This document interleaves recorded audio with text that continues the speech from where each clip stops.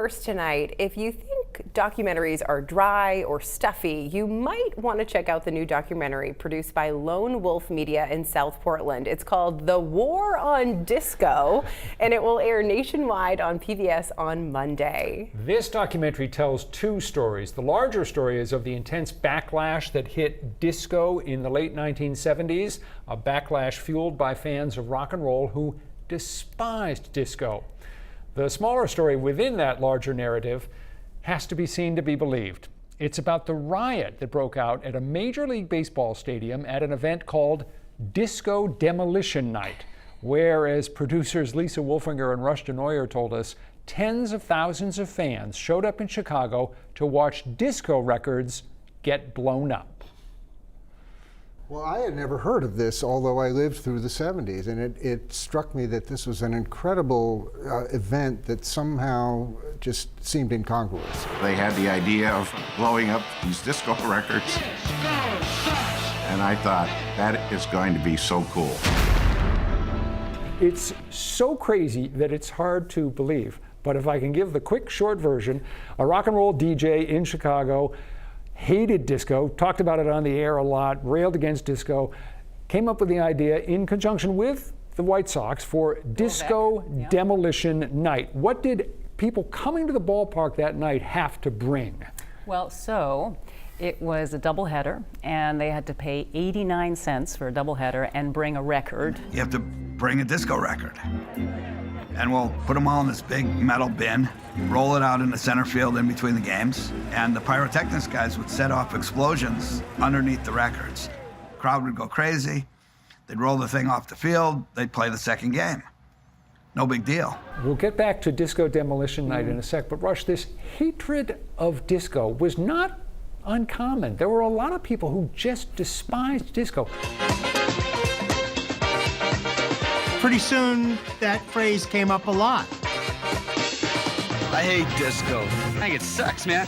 Disco sucks! What were the roots of that emotion? Including Rush. No, I did not despise disco, but I didn't care for it. And it's a really interesting question, because if you see the film, it gets into a lot of fairly serious emotion around this, questions of racism and homophobia, because disco's origins were deeply connected to gay community and black and brown communities. To many people, it seemed artificial, it seemed flamboyant, and it was monotonous and repetitive. And you have to understand, it's coming on the heels of the 60s, where Bob Dylan and protest and the music was very serious and political. And then along comes disco. Well, and this is what's important. So disco, is growing. The disco movement is growing through the 70s.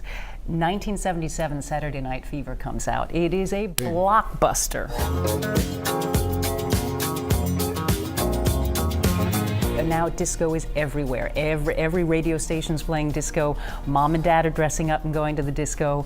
And so for a younger generation, or for diehard rock and roll fans, disco is not cool. Disco it's oversaturated the market. So there's a natural backlash happening at the end of the 70s anyway against disco. Tonight, they filled this ballpark. Rather than 5,000 people, 50,000 people showed up. And there were still 20,000 people waiting out on the sidewalk trying to get in. Circling back to Comiskey Park, Disco Demolition Night, people pour into the stadium, and what unfolds is a riot, just bedlam, which nobody foresaw. Fueled by cheap beer, I will say, and explosives, and where you have young people and cheap beer and explosives, you're going to have mayhem.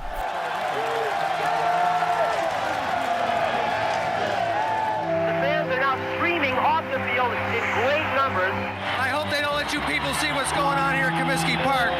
One of the saddest sights I've ever seen at a ballpark in my life. One of the points you make, one of the key themes that comes out of this documentary is that this is, in the eyes of some people, sort of the opening salvo in the contemporary culture wars which are with us even now. There's a historian in the film, Adam Green, and he says, why is it that the kind of music you listen to signals to people whether you're a patriotic American or whether you're an opponent? And it's part of the divisiveness that we have everywhere around us today.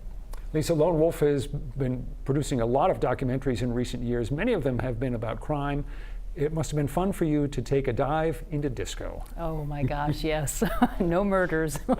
And I grew up with disco, you know. I mean, as a young teenager, I was boogieing to the BJs and Donna Summer, and I loved disco.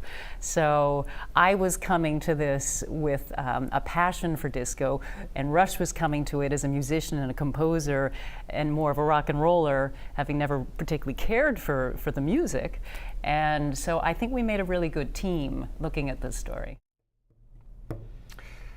It is such a crazy story. The Disco Demolition Night, the larger story, again, the War on Disco, is a fascinating story in itself, but the Disco Demolition Night story, and the video is good. It really, oh my gosh, as we said, has to be seen to be believed. I can't imagine it. Although it does make me wonder, should we strap on some roller skates and do the hustle? Or what do you think? Yeah, well, that music is still with us. That music is 45, 50 years old, and everybody knows those tunes. Of course They're they still do. around. So it will not die. Disco will not die.